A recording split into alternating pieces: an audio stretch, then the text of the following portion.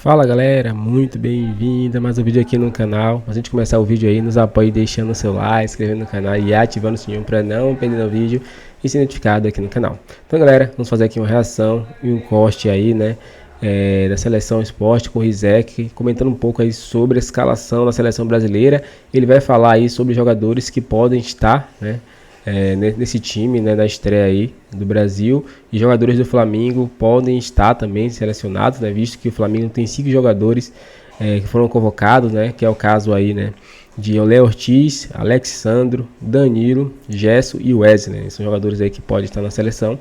Vamos ver o que Zeke falou aí. Então, sem mais enrolações, fica agora aí com o vídeo. Produção, a classificação das eliminatórias, para mostrar algumas coisas como, por exemplo, uma constatação, uma informação. A gente vai enfrentar um time que hoje está melhor do que a gente, né, que é o Equador. O Equador, ele somou 26 pontos, 5 a mais do que o Brasil, mas ele foi punido com 3 pontos, então ele aparece com 23.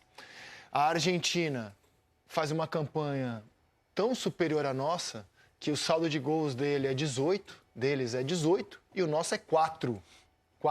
Né? Acho que isso mostra bem a diferença que hoje tem entre Argentina e Brasil. Só o destaque também, quantidade de gols que o Equador sofreu na competição. Falei já, 5 só, falei. O Brasil do G6 é a pior defesa, tomou mais gol que Paraguai, tomou mais gol que Uruguai, tomou mais gol que todo mundo, né, no G6. E somos quase igual à Venezuela, que tomou 17 gols e a gente tomou 16, né? A lista de jogos, ela vai mostrar como a gente foi vazado, né? Em 11 dos 14 jogos o Brasil sofreu gol, só não levou gol contra o Peru e contra o Equador. Essa lista de jogos eu acho que deixa bem claro que assim, o Brasil está com um problema gigante mesmo na defesa. E agora a gente vai a Guayaquil conversar com o nosso repórter Rafael De Angeli, que acompanha os passos do Brasil. Se a gente aqui está tentando pensar em nomes, em escalação, será que o Rafa ali mais pertinho tem pistas dos 11 iniciais da estreia de Carlo Ancelotti? Tudo bom, Rafa? Boa tarde a você, bem-vindo. Tudo bem, Rizek? Um abraço para você, Serginho, Aline, Pedro Moreno, todo mundo que acompanha a gente aqui no Seleção Sport TV. A gente está aqui na frente do hotel onde a seleção está hospedada, né? O desembarque aconteceu ontem à noite, aí, por volta das 11 horas no horário de Brasília, né? 9 horas do horário local. Os jogadores descansaram ontem e hoje vão fazer as últimas atividades antes do jogo de amanhã. E aí a gente vai ver se o Ancelotti vai confirmar esse esboço de time titular que os nossos colegas do GE. Globo apuraram ontem. Esses possíveis 11 jogadores que treinaram a maior parte do tempo da atividade que foi realizada no CT do Corinthians no Brasil. Hoje a gente tem o último treino, que é no Estádio Monumental, que é o palco do jogo. Um estádio grande, que tem capacidade para mais de 57 mil pessoas, mas tem essa punição da FIFA por cantos homofóbicos da torcida equatoriana no jogo contra a Venezuela, e a torcida equatoriana é reincidente nesse caso, portanto, por isso a federação só pôde vender 20% a menos da capacidade total. Teremos aí 42 mil torcedores no estádio Monumental para apoiar a equipe local. Lembrando que sobre o Equador ele mandou praticamente todos os jogos dessas eliminatórias em Quito, na altitude de Quito, né, em 2.800 metros acima do nível do mar. Só mandou um jogo aqui em Guayaquil, que foi contra a Bolívia, vitória por 4-1, e agora vai mandar esse jogo contra o Brasil. E na próxima data FIFA, em setembro, o jogo contra a Argentina. Essa foi uma decisão do técnico, BKSS, e dos jogadores, porque muitos atletas do Equador não jogam na altitude aqui de algumas cidades do Equador. Guayaquil é o nível do mar, né? Quito, tem várias equipes de Quito que estão na primeira divisão do campeonato equatoriano, mas os principais jogadores do time atuam ou na Europa ou a nível do mar. Então os próprios jogadores pediram para mandar esses jogos contra o Brasil e contra a Argentina, dois adversários fortes, né, em teoria os mais fortes das eliminatórias, aqui, até para os próprios jogadores equatorianos não sentirem a altitude, né? Não dá tempo de adaptar. Esses jogadores que vêm, por exemplo, da Europa, não conseguem se adaptar a tempo de entrar em campo para enfrentar seleções como o Brasil e também como a Argentina. E também tem o fato, é claro, econômico, de você ganhar um pouco mais, porque o estádio é maior, vender mais ingressos e faturar mais. Então esses fatores aí contribuíram para o Equador decidir mandar essa partida no estádio Monumental aqui em Guayaquil. E também, mais um terceiro fator, que isso não é dito abertamente, mas é como está encaminhada a classificação do Equador, né? Você mostrou a tabela agora há pouco, Rizek, são 23 pontos, somou 26, né? Perdeu 3 por causa daquela punição, tem 23 e pode até se classificar depois dessa primeira rodada da data FIFA. Se vencer o Brasil e na sexta-feira Venezuela e Bolívia empatarem, o Equador já está classificado para a Copa do Mundo de 2026. Um pouco sobre a seleção brasileira e sobre a agenda da seleção hoje. Às 2h45, horário local, 4h45 no Brasil, tem entrevista coletiva do técnico Carlo Ancelotti aqui no hotel, que será realizada antes do treino. O treino será às 5h30 do horário local, ou seja, tem a coletiva, os jogadores descansam, o técnico descansa um pouco mais e depois vai para o estádio Monumental, 5h30 horário local, 7h30 do Brasil é o treinamento no estádio. Então, nessa entrevista coletiva, claro que ele vai ser perguntado sobre diversos assuntos, entre eles esse time que ele montou ontem, né, no CT do Corinthians, no treinamento do CT do Corinthians, a maior parte do tempo, mas ele vai ter mais uma atividade pela frente para, de repente, observar outros jogadores e mudar essa escalação. É muito início de trabalho, né? Ele só teve um treinamento com todos os jogadores à disposição. Marquinhos, por exemplo, que foi campeão da Liga dos Campeões, não esteve no primeiro treinamento, só esteve no treinamento de ontem. E vai estar no treinamento de hoje também. Então ele tem 2 atividades só, com a equipe completa, com os 25 jogadores, para decidir quem entra em campo contra a seleção do Equador. Lembrando que a bola rola às 8 horas da noite, horário de Brasília, com transmissão do Sport TV na quinta-feira.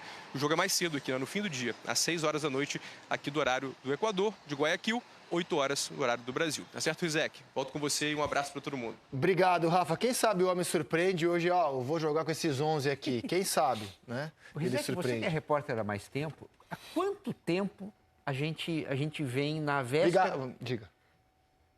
Há quanto tempo a gente vem na véspera de jogo da seleção, dando a seleção, porque antigamente não era assim, aí a partir de um determinado momento, né, começou a virar uma tradição. E todos os técnicos começaram a anunciar mesmo, a gente parou com a surpresa, né? Sim, o Tite anunciava, sim. O Tite anunciava o tempo todo, não sei se Filipão, né?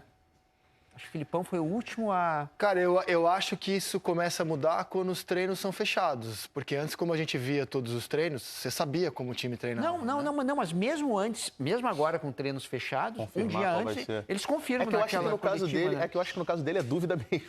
Eu acho que no caso dele não é de, não, vou esconder aqui, não vou mais, que é dúvida mesmo. Ele está assim, conhecendo. A gente mostrou ali os 2 campinhos, né? O que eu acho que ele está fazendo é isso aí, né? O plano A e o plano B. Né? E se a gente for olhar ali, mudança mesmo, são os dois meio-campistas à frente do Casemiro e a lateral direita, que é Wanderson ou Danilo. Mas, assim, o resto do time se repete. Então, assim, tem uma espinha dorsal ali do primeiro para o segundo time. E eu acho que a dúvida dele é essa, que é uma dúvida que pega muita gente. Os dois, a formação do trio de meio campo e a própria lateral direita. É que a lateral direita tem uma questão de característica, a gente está vendo no campinho, a lateral direita tem uma questão de característica muito grande, a diferença de característica de um para o outro. Do Wanderson, se você joga com o Wanderson, uma coisa é velocidade, é jogador de corredor, de ultrapassagem o tempo todo, e se é o Danilo, é um lateral muito mais de construção para poder liberar quem está pelo outro lado, pelo lado esquerdo. No caso ali, segundo as 2 prévias, o Alexandre. Só que se joga o Wanderson, você tem que ter alguém na direita. Sim. Você vai precisar o do Antony, ou você vai precisar do Estevão, que seja, mas vai precisar de alguém lá. É que você tendo um trio de meio-campistas, como a gente viu ali, por exemplo, na segunda prévia, que é o que eu estou imaginando, você tem jogadores ali com capacidade um pouco maior de cobertura de espaço, justamente para dar essa liberdade para ele. Mas aí, por exemplo, se joga o Antony pela esquerda, o Antony canhoto, e assim, quem viu a temporada que o Antony fez no Betis, assim, mas nem lembra o jogador que estava no Manchester United no ano passado. Parece que uma magia. E vários golaços, assim, a jogada muito característica do Antony de trazer para dentro e bater de perna esquerda. E isso facilita você ter um jogador de corredor pelo lado. E diferentemente do Estevão, que também é esse jogador, mas eu acho que o Estevão ele tem característica mais de associado que o Antony. De construir, então pode ter um corredor ali, por exemplo. O Antony é bola no pé, ir para cima, driblar. Não que o Estevão não faça também. Sim, mas o Estevão claro. É mais meia. O Antony o cara que articula mais, consegue mesmo, se associar. Ele pode ir mais por dentro e deixar o corredor pro Wanderson. Ou se fosse o Wesley, que também é um jogador mais ofensivo. Acho que passa por isso também. Eu vou fazer a alegria do treinador brasileiro agora. Vou admitir que se um treinador brasileiro monta um time mais conservador para enfrentar o Equador, pensando assim, preciso começar pela defesa, tá ruim, estamos levando muito gol, ainda que seja o Brasil contra o Equador, eu vou fazer um time mais forte defensivamente, vou começar o meu trabalho pela defesa. Tenho certeza que as mesas redondas não reagiriam tão bem. Poxa, mas é o futebol brasileiro. E sendo o Carlo Ancelotti, vai ter uma aceitação melhor se fizer isso. Razões óbvias. É o Carlo Ancelotti. Então, assim, naturalmente, vai haver uma paciência maior. Não só pela característica da estreia dele, né? Recém-chegado, mal conhece os jogadores, mas pelo currículo dele. Você sabe o que ele pode entregar e o que ele pode entregar é algo que nenhum treinador, nesse momento, conseguiu entregar ao longo da vida. Então, é natural que haja mesmo uma paciência um pouco maior com o Carlo Ancelotti. Pelo menos eu tenho isso muito claro para mim. Mas isso aí dá para trazer até para o próprio contexto do futebol de clubes. O treinador estrangeiro que chega aqui, ele tem essa paciência muito maior do que o próprio treinador brasileiro que já está aqui no nosso mercado. Eu, assim, concordo plenamente. Eu vou falar até a convocação. Até a convocação. Tem vários jogadores que ele trouxe ali, por exemplo, o Richarlison, o próprio Andrei, que fez a temporada pelo Strasbourg, jogando muito bem, tanto é que o Chelsea foi atrás para trazer o Andrei de volta para jogar a Copa do Mundo de Clubes. Então, assim, tem o Alexandro, que é um zagueiro do Lille, que é um zagueiro que não é conhecido, tão conhecido assim do público geral do futebol brasileiro. Tem vários jogadores nessa convocação que o Ancelotti está trazendo, que se fosse o Dorival, por exemplo, que tivesse convocado, a galera tinha caído de pau. Mas também não é uma lista em si dele, né? Não, sim, ok. Não, e eu não discuto nenhum desses nomes. Não, sim, não estou falando que não. É uma lista híbrida, né? Exatamente, é isso que eu estou querendo dizer. Não tô falando, óbvio que tem um ok dele, né? Tem jogador que ele conhece muito bem ali, né? O Pedro acabou de citar. Mas não tem a assinatura 100% dele, é isso que eu estou querendo dizer. Não, assim, eu não discuto nenhum desses nomes. Para mim, eu até acho que a convocação foi uma boa convocação, obviamente, lembrando dentro da quantidade de desfalques que a gente tem. Concordo. Na frente de Endrick, de Rodrigo, atrás você não tem Militão, você não tem Bremer, você não tem Gabriel Magalhães, então assim, a seleção está muito desfalcada também. Mas, por exemplo, o Alexandre é um jogador, o zagueiro do Lille, que apareceu, foi a grande, talvez, surpresa da convocação, mas é um cara que já estava na pré-lista do Dorival das eliminatórias para Argentina e Colômbia. É um cara que já estava sendo observado, mas que, de repente, disso que o Rizek falou, se é um treinador brasileiro que faz a convocação de um cara que joga no Lille, que não é tão conhecido do público brasileiro, a galera tinha caído em cima. Do Ancelotti, a galera olha e fala... Eu discuto alguns nomes, mas não que eu opine que esteja errada a convocação. É que eu acho que alguns nomes podem ser perfeitamente discutíveis. Quer ver? Vamos passear pela lista. Por exemplo, no gol, eu discuto. Eu discuto a convocação do Bento e do Hugo. Eu acho que são convocações, na minha opinião, discutíveis. A do Alisson, obviamente, eu acho indiscutível. É que o Hugo veio na ausência do Ederson, né? Pela pubalgia que ele mas eu acho que, na minha opinião, o Bento jogou mal contra a Argentina e os relatos de quem acompanha o Sauditão são de que ele também não está bem no Campeonato Saudita. E eu acho que a gente tem goleiros que são discutíveis. Não estou dizendo que é errado chamar o Bento ou o Hugo Souza. Mas eu acho que você pode discutir um Lucas Perry, por exemplo, que é titular. Você tem vários. Lucas Perry, você tem o Léo Jardim. Eu acho que o Everton é um goleiro, na minha opinião, mais confiável que o Hugo, ainda que seja um goleiro de mais idade. Não estou dizendo que é errado levar, mas eu acho que é perfeitamente discutível. O debate é válido, na minha opinião. Alisson à parte. Quando você vai para os defensores, eu achei curioso ter 5 jogadores do Flamengo, porque 2 deles hoje são banco do Flamengo. O Wesley, perfeito, precisa de mais tempo. O Danilo, eu acho discutível, pelo fato de ser banco do Flamengo. Acho que o Danilo só está aí por ser um homem de confiança, que ele já conhece bem. O Beraldo é um jogador que é reserva do PSG. Eu acho que o Murilo é um jogador que tem mais destaque na temporada europeia, ainda que o noticiário diga que ele jogou no sacrifício em reta final, mas eu acho o Beraldo um jogador que dá para discutir a presença dele. O Carlos Augusto é um reserva da Inter de Milão, eu acho que só está aí porque a gente não tem grandes opções, mas poderia debater outros nomes. Eu entendo, mas o Carlos Augusto, sim, ele é reserva de fato no Di Marco, mas ele é um cara que ele entrou bastante na temporada, ele foi muito utilizado, né? O Beraldo, por exemplo, nem tanto. Eu acho que tanto o Beraldo quanto o Bento, eu acho que é muito a questão interna mesmo da seleção brasileira. Entendeu? O Alexandro, que a gente está vendo que foi o destaque, o Real Madrid chegou a namorar também o jogador. Então, eu acho que o Ancelotti conhece o Alexandro. Sem dúvida. Exatamente. Não, o Alexandro, eu digo, por exemplo, o Alexandro lateral, eu não estou dizendo que é errado, estou dizendo que são nomes perfeitamente discutíveis. O Caio Henrique, por exemplo, do Mônaco, eu acho que é um jogador que poderia aparecer. Eu optou pelo Carlos Augusto. Eu acho que tem nomes discutíveis. Não acho que seja uma convocação indiscutível. Não é errada e não é indiscutível. Eu discuto muito a questão dos 5 zagueiros. Levando em consideração que o Danilo hoje tem atuado mais como zagueiro. Ele chamou 25 jogadores, ele podia chamar... Vamos para os... mas o que você quer discutir dos zagueiros? Então, deixa eu só pegar a história do Danilo, porque eu acho que o Danilo ele está sendo convocado, ele está ali na vaga de zagueiro, mas ele é talvez mais lateral direito na cabeça do Ancelotti agora do que zagueiro. Tanto que ele apareceu nessa primeira prévia como lateral. E aí eu acho que tem muito de primeira convocação. O Ancelotti tem uma primeira convocação, o que ele precisa? Ele precisa de gente que entenda rapidamente o que ele quer dizer. E o Danilo é um cara que rapidamente é capaz de entender qualquer comando de organização defensiva. Mas o meu ponto é que ele já vinha jogando mal na seleção, na minha opinião, o Danilo.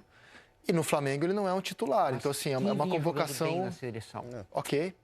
Então, aí eu acho que quebra um pouco... Mas ele, na minha opinião, vinha destoando. Mas, assim, eu acho que a explicação é que você deu. É o rápido entendimento, o conhecimento que ele tem do Danilo. E vou insistir nessa minha fala. Não estou criticando a convocação. Apenas acho que você pode debater. Não são nomes inquestionáveis os que a gente tem hoje. Poucos são inquestionáveis. Eu acho que o Alisson é inquestionável. O Marquinhos é inquestionável. O Vinícius Júnior é inquestionável. E principalmente quando você muito mais do que principalmente quando você olha para ver quem ficou de fora. Porque assim, não ficou não tem ninguém de fora que você olhe assim e fale... Eu tô debatendo, acho que tem gente que ficou de fora que é nível semelhante a de quem entrou. O Caio Henrique e tal, mas é tudo assim menos, não é? Por exemplo, eu acho discutível o André ser ausente. O André tá fora do primeiro jogo. O Rafinha também tá e foi chamado. Eu acho que o André é um jogador discutível, uma ausência discutível. Vamos colocar os meias, por favor, diretor. De meias, ele chamou o Andrés Pereira, o Andrés Santos, o Bruno Guimarães. Eu acho o Bruno Guimarães hoje indiscutível numa convocação. Indiscutível, né? Casemiro, Ederson, Gerson. Eu gosto do retorno do Casemiro. Acho uma boa aposta, mas acho discutível a ausência do André. Mas aí o André, vamos lá, o André teria que entrar aí talvez num Casemiro. O Bruno Guimarães no Newcastle ele faz a primeira função, mas ele não é um jogador de marcação. Não tem limite. Ele chamou 25, ele podia chamar 26, 27, O Ederson 28. é um cara que está se destacando, que faz a primeira, a segunda função no meio de campo. É um cara marcador, apesar de também ser um cara que consegue percorrer, progredir no campo, de pisar na área. Eu acho que ele é um cara que se movimenta bastante. Tudo bem, mas daí, assim, acho que é uma opção. assim, acho que o Andrés Pereira é uma opção mais avançada, Não estou tirando ninguém. Ele poderia acrescentar um jogador. E tirar um defensor, por exemplo. Não precisa tirar, não tem limite. Ele chamou 25 jogadores. Ele chama muita gente, complica a vida dele para Tudo bem, ele chamou 25 jogadores, 5 zagueiros. Ele podia chamar 26. Com o mesmo argumento do Rafinha. Se ele achasse que o André é importante... Ele teria usado o mesmo argumento do Rafinha. Ele claramente não achou importante. Claramente ele não achou o André importante, né? Aí para o ataque. Vamos agora seguir aqui. Para o ataque. Convocou o Antony. Eu acho que o Antony tinha que estar mesmo pela temporada dele. Eu acho que para quem está acompanhando é indiscutível. É indiscutível. Hoje. Eu acho que o Estevão é indiscutível pensando em Copa do Mundo. Sim. Acompanhar esse jogador de perto. O Martinelli eu acho que é uma boa opção. Não vejo muito melhor do que o Martinelli. O Matheus Cunha está voando na Premier League, eu acho que tinha que estar mesmo. Se ele vai jogar como ele atua no time dele, ou de centroavante, é uma outra híbrido, história.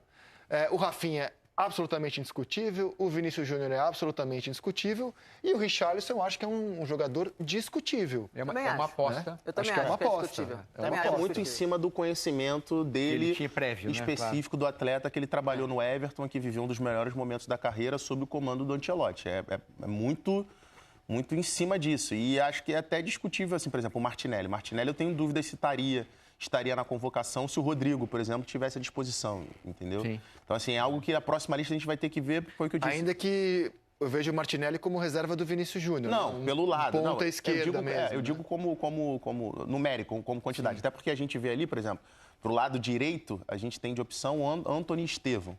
Então, Fora tem o Savinho, o Luiz Henrique, né? É isso. O Savinho acabou sendo muito prejudicado pela temporada do City, que foi muito abaixo. Mas é um cara que certamente está no radar. Eu acho muito pouco provável que o Manchester City faça 2 temporadas tão ruins como fez a última. E é um cara que está no radar. Assim, cara, quantidade de jogador, qualidade técnica... Mas é engraçado o seguinte... A gente tem a encontrar a forma de jogar. Que seleção... Qualquer seleção do mundo, em qualquer modalidade, é uma mescla que você tem que fazer de passado, presente e futuro. Essa história que eu escuto às vezes é das maiores bobagens que eu... Não, seleção é presente. Se está bem, tem que ser convocado. Se fosse assim, você nunca faria um time. Você precisa de repetição. E repetição significa, às vezes, você levar um jogador que não está no seu melhor momento e que vai ter um momento para frente, é você enxergar esse cara no tempo e no espaço. Não é só enxergar naquele momento, naquela semana da convocação. Então, vamos lá. Passado, presente e futuro. A questão é que o Ancelotti está chegando agora, né? Então, ele tem que imaginar um passado que ele não viveu, né? E o futuro para o Ancelotti já está também um pouco longe, né? Porque ele precisa resolver agora, né, a situação. Então, ele fazer essa combinação de jogadores com passado, presente e futuro. O Richarlison é passado. É um jogador do passado na cabeça dele, né? E detalhe, o Richarlison também não está fazendo a função de centroavante. Sim. Né? Ele está caindo um pouquinho mais pelo lado de campo também, ainda tem isso, né? Acho que ele fez uma Copa regular, né? Mas tem, de fato, essa questão do Ancelotti conhecê-lo. Mas também acho que pode ser discutido. E entra realmente o que o Pedro falou, diretamente. A convocação isso, do Richarlison é puramente pelo conhecimento do Ancelotti sobre o atleta. Porque a temporada dele, o Richarlison ficou bastante tempo machucado de novo, teve problemas físicos, foi reserva, acabou que na reta final agora de temporada, em alguns jogos, na final da Conference, por exemplo, ele até entrou jogando no lugar foi uma surpresa ele ter entrado no lugar do Son como titular, mas o Son também que vinha de lesão, enfim, ele acabou jogando, mas assim, não funcionou como centroavante, se imaginava que ele pudesse ser o substituto do Harry Kane no Tottenham. Sim. E ele não conseguiu vingar. Então, assim, ele tá até meio que sem uma posição. Harry Kane no Tottenham. Não, é inglório para qualquer um. Tanto é que quem veio pro lugar também não conseguiu. Solanke, por exemplo, não conseguiu se firmar como titular do Tottenham. Mas pelo menos veio título. Mas a gente tá falando. Mas ele não fez uma boa temporada novamente. Para mim, um dos 3 melhores centroavantes do mundo. Para mim é o melhor. Mais que o Mbappé? Harry Kane. Eu tenho dificuldade de olhar o centroavante. Pra mim pra mim não é. O Real Madrid completo. Que joga no centro do ataque. Não, ele joga às vezes na direita, às vezes na esquerda, como o Ronaldo, no centro, que era centroavante, né? Enfim, se você colocar o Mbappé, colocar o Mbappé como centroavante, para mim o Mbappé é o melhor. Mas é que eu não enxergo ele como o centroavante. Então é isso, galera. Chegamos a mais um fim de um vídeo aqui no canal. Espero que vocês tenham gostado, né? Falando um pouquinho aí sobre essa escalação da seleção brasileira. Alguns jogadores do Flamengo foram convocados, né? Podem entrar como titular contra o Equador.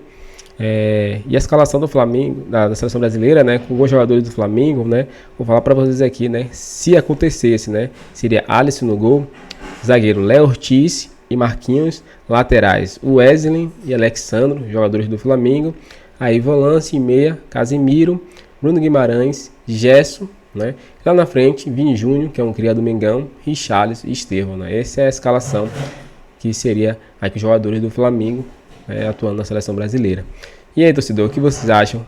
Eu acredito que seria uma boa escalação, porque a zaga do Flamengo só tomou 4 gols no Brasileirão, né? Se destaca aí tanto no Brasileirão como também na Libertadores, com as menos vazadas. Deixe sua opinião pra gente aqui, se você concorda comigo, deixe seu like, se inscreva no canal e ative o sininho para trazer mais vídeo para vocês aqui. Agora valeu e até o próximo vídeo.